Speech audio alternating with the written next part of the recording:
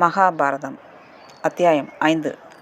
சகுந்தலையை துஷ்யந்தனுடன் இணைத்து வைத்த அசரீரி. மகளின் நிலை பார்த்து கண்வ மகரிஷி கலங்கினார். பெற்ற மகள் முடிவு செய்து விட்டாள். பிறகு ஒரு தகப்பன் என்ன செய்ய முடியும்? அவள் விரும்பி தன்னை இழந்து விட்டாள். இதை யார் நேர் செய்ய முடியும்? ஏதோ நல்லதற்குத்தான் இது நடந்திருக்கிறது என்று மனம் தேற்றிக்கொண்டார். கவலைப்படாதே, நான் யாரையும் சபிக்க மாட்டேன். துஷ்யந்தன் நல்லவன், தர்மத்தின் பக்கம் நின்றிருந்த அரசன். அவனை பற்றி ஒரு செய்தியும் தவறாக நான் கேள்விப்பட்டதில்லை. எனவே வெகு நிச்சயமாக தன்னுடைய சேனையை அனுப்பி உன்னை வரித்து கொள்வான். காத்திரு. நீ இப்பொழுது ஒருவரின் மனைவி, பத்தினி. எனவே அவரையே நினைத்து கொண்டிரு. அவனுடைய அன்பையே உன் மூச்சு காற்றாக மாற்றிக்கொள் என்று உபதேசம் செய்தார். துஷ்யந்தனை பற்றி நினைத்தபடியே அவள் ஆசிரம பணிகளை செய்தாள். அவள் வயிற்றில் கரு வளர்ந்தது. சதுரங்க சேனை வரவில்லை. இன்று வரும், நாளை வரும் என்று பொழுது போனது. சகுந்தலை அந்த கருவை சுமந்து வளர்த்தாள். சகுந்தலைக்கு அழகான ஆண் குழந்தை பிறந்தது. திடகாத்திரமாக இருந்தது. சத்திரியனுடைய எல்லா அங்க லட்சணங்களையும் கொண்டிருந்தது. அந்த குழந்தை சீரும் சிறப்புமாக அந்தணர்களுக்கு நடுவே கண்வ மகரி ரிஷியின் நேரடி பார்வையில் கம்பீரமாக வளர்ந்தது. அவனுக்கு பரதன் என்று கண்வ மகரிஷி பெயரிட்டார். இயற்கையினுடைய அரவணைப்பில், தாயினுடைய போஷாக்கில், ஞானிகளுடைய நேர் பார்வையில் பரதன் கம்பீரமாக வளர்ந்தான். 7 வயதில் அகலமும் உயரமுமாய் வாலிபனைப் போல இருந்தான். சிங்க குட்டிகளை விளையாட அள்ளி எடுத்து கொண்டு வந்தான். பின்னால் துரத்திய ஆண் சிங்கத்தையும் பெண் சிங்கத்தையும் உதைத்து விரட்டினான். அவற்றை கொடிகளால் பிணைத்து தோட்டத்தில் கட்டி போட்டான். அவன் பராக்கிரமத்தை கண்டு ஆசிரமத்து அந்தணர்கள் வியந்தார்கள். துஷ்யந்தனின் மகன் அல்லவா என்று சந்தோஷப்பட்டார்கள். துஷ்யந்தன் வராததை பற்றி தன் கவலையை சகுந்தலை கண்வ மகரிஷியிடம் தெரிவித்தாள். ஏன் வரவில்லை என்று தெரியவில்லை. தகுந்த காரணங்கள் இல்லாமல் துஷ்யந்தன் அப்படி நடந்து கொள்ள மாட்டான். புருஷன் வராது போனால் என்ன? புருஷன் இருக்கும் இடம் நோக்கி மனைவி போகலாம். உன்னுடைய மகனை கண்டதும் அவனுடைய தந்தை பாசம் மேலிடும். அவன் உன்னையும் மனப்பூர்வமாக ஏற்றுக்கொள்வான். எனவே நான் சிறந்த அந்தணர்களோடு உன்னை அவனுடைய தலைநகருக்கு அனுப்புகிறேன். அங்கு போய் அரசனை சந்தித்து உன்னை பற்றி சொல். உன் மகனை அவனுக்கு காட்டு.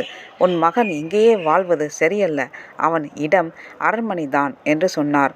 மிகுந்த சந்தோஷத்தோடு கண்களில் நீர் மல்க சகுந்தலை கண்வ மகரிஷியின் கால்களில் விழுந்தாள்.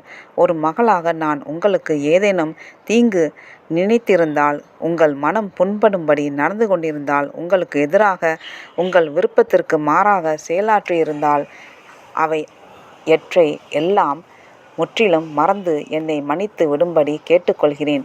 உங்களை போன்றவரை தந்தையாக அடைந்தது என்னுடைய பாக்கியம், பூர்வ புண்ணியம்.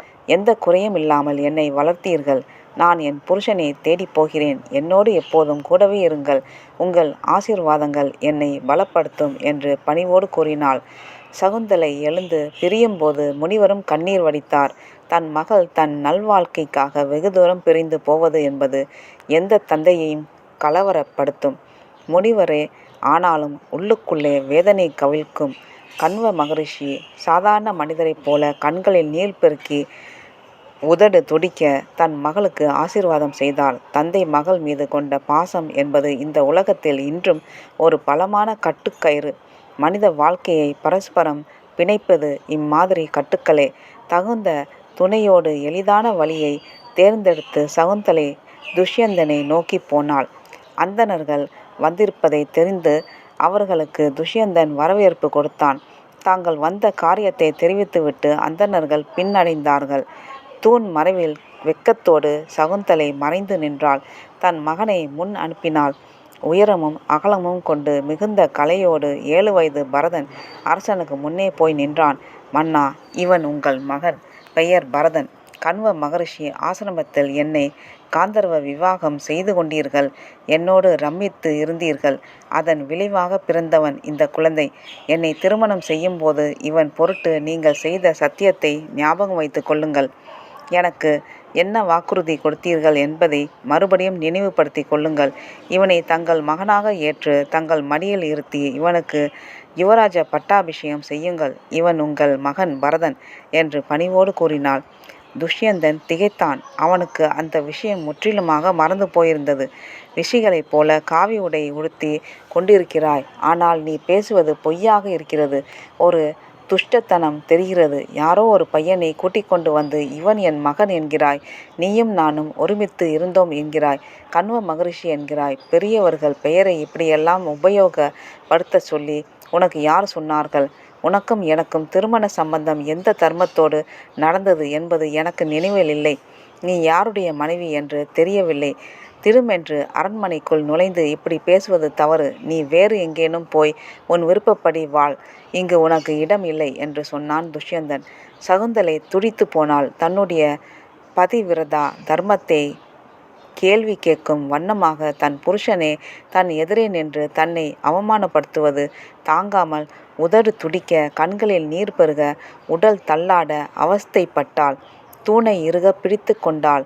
எவ்வளவு வேகமாய் தூக்கி எறிந்து பேசுகிறீர்கள்! அன்று நீங்கள் செய்த சத்தியத்தை மறந்தது மட்டும் இல்லாமல் என்னை நினைவிலேயே இல்லை என்று சொல்கிறீர்களே, இது எப்பேற்பட்ட அவமானம்! அன்று நீங்களும் நானும் கூடியிருந்ததை யாரும் கவனிக்கவில்லை, எந்த சாட்சியம் இல்லை என்று நினைக்கிறீர்களா? அந்தர்யாமியான இறைவன் நமக்குள் அருகேதான் இருந்தான். உங்களுக்குள்ளும் எனக்குள்ளும் இருந்தபடி நம் செயல்களை கவனித்தபடி இருந்தான். உலகம் அறியாது எவரும் எந்த காரியத்தையும் செய்துவிட முடியாது. அந்த வனத்தில் உள்ள அத்தனை விருட்சங்களும் பறவைகளும் மிருகங்களும் நமது செயலை கவனித்து கொண்டுதான் இருந்தன. நம் பேச்சை செவிமடுத்தன.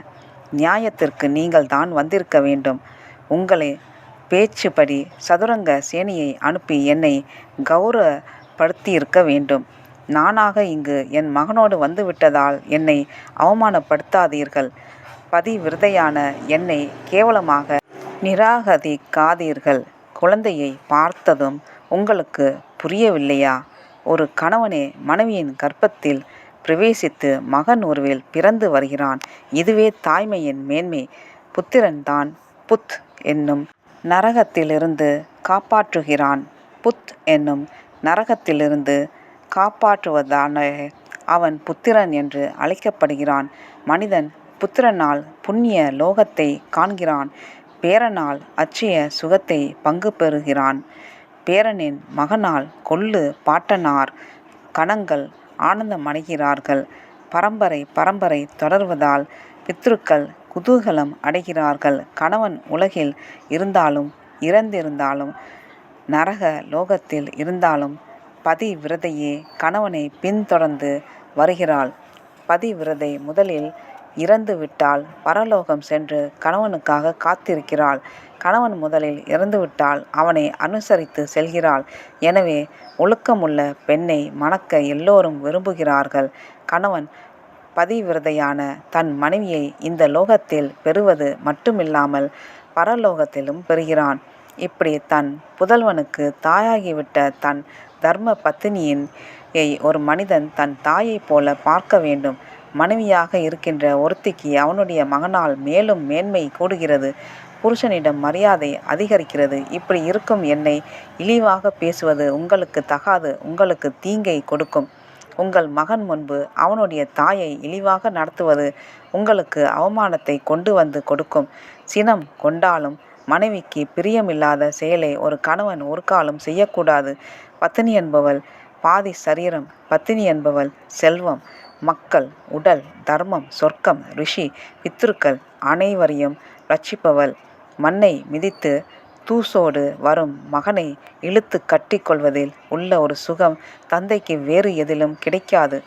இதோ பாருங்கள், உங்கள் மகன் மிக அன்போடு உங்களை பார்த்து கொண்டிருக்கிறான். உங்கள் மடியில் உட்கார ஆவலோடு இருக்கிறான். அவனை புறக்கணிக்காதீர்கள். குழந்தை என் மார்போடு அணைத்து கொண்டிருக்கிற சுகத்தை மென்மையான வஸ்திரமோ அழகான பெண்களோ குளிர்ந்த நீரோ தர முடியாது. விலங்குகளில் பசுவும் கௌரவம் மிக்கோரில் முனிவரும் ஸ்பரிசம் செய்ய தகுந்த பொருட்களில் புத்திரனும் மிக சிறந்ததாகும். அவனை தழுவிக்கொள்ளுங்கள். 3 ஆண்டுகள் இவனை கர்ப்பத்தில் தரித்து பிறகு இவனை பெற்றேன். இவன் பிறந்தபோது அசரீரி இவன் 100 அஸ்வமேத யாகங்கள் செய்வான் என்று வாழ்த்தியது.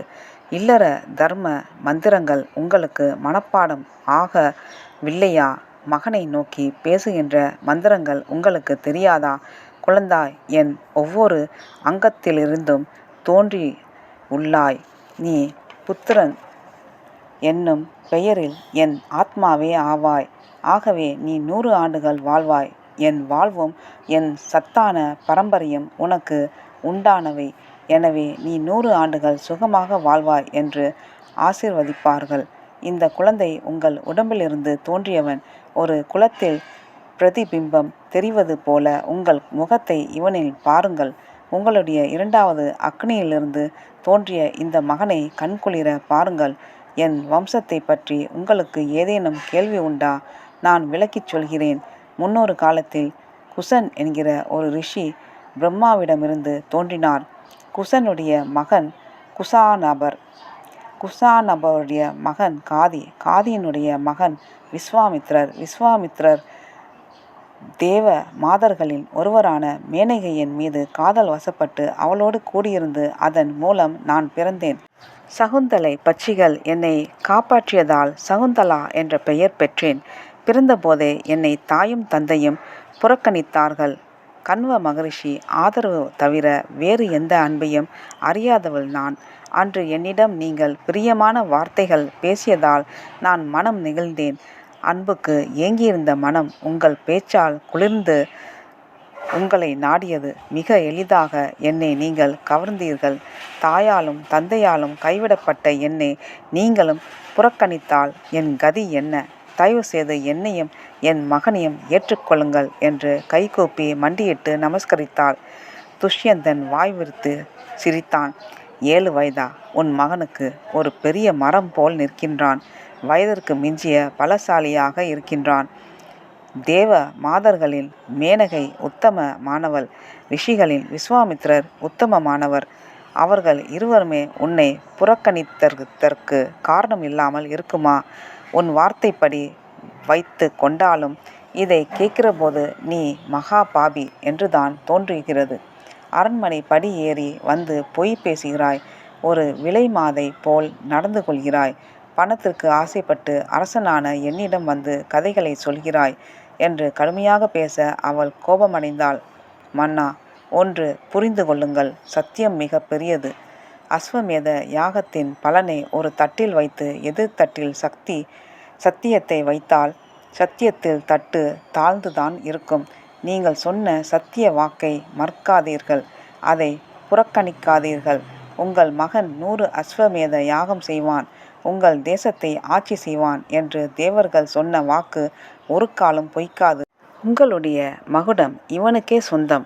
ஆனால் நீங்களும் நானும் ஒன்றாக இருந்ததே சாட்சி இல்லாததால் நான் என் மகனோடு இந்த இடத்தை விட்டு நீங்குகிறேன் என்று கோபமாக திரும்பினாள். அப்போது சபை நடுங்க பெருங்குரல் ஒன்று எழுந்தது. மன்னா, சகுந்தலை உன் மனைவி. அவளுக்கு பிறந்த பரதன் உன் மகன். அவர்களை ஏற்றுக்கொள். புறக்கணிக்காதே. சகுந்தலை சொல்வது சத்தியம். பரதன் உன் தேசத்தை மிக சிறப்பாக ஆளப்போகிறான். எனவே அவனை அழைத்து உன் மடியில் அமர்த்திக்கொள். அவனுக்கு யுவராஜ பட்டாபிஷேகம் செய். அசரீரி சொன்னதை கேட்டு சபை எழுந்து நின்று கை கூப்பியது. மன்னனும் எழுந்து நின்று கை கூப்பினான். சபையோரே, கேட்டீர்களா இந்த அசரீரியை? சகுந்தலையை என் மனைவி என்று சொல்கிறது. பரதனை என் மகன் என்று சொல்கிறது. நான் புறக்கணித்தால்தான் இந்த சப்தம் எழுந்தது. சகுந்தலைக்கு துணையாக நின்றது. நானாக ஏற்றுக்கொண்டிருந்தால் சகுந்தலைக்கு மரியாதை இருக்காது. பரதனுடைய பிறப்பு பற்றி கேள்வியும் கேலியும் இருக்கும். இப்போது அவை சுத்தமாக நீங்கிவிட்டன. நான் மனமு வந்து சகுந்தலையை ஏற்றுக்கொள்கிறேன் என்று தன் கைகள் விரித்து மனைவியையும் தன் மகனையும் தழுவிக்கொண்டான். பிறகு துஷ்யந்தன் சாஸ்திர விதிப்படி தன் மனைவியையும் மகனையும் பட்டாடைகளாலும் நகைகளாலும் அலங்கரித்து அவர்களை தன்னோடு யானை மீது ஏற்றி ஊர்வலமாக வரச்செய்து தன் மக்களுக்கு தன் மகனை அறிமுகப்படுத்தினான்.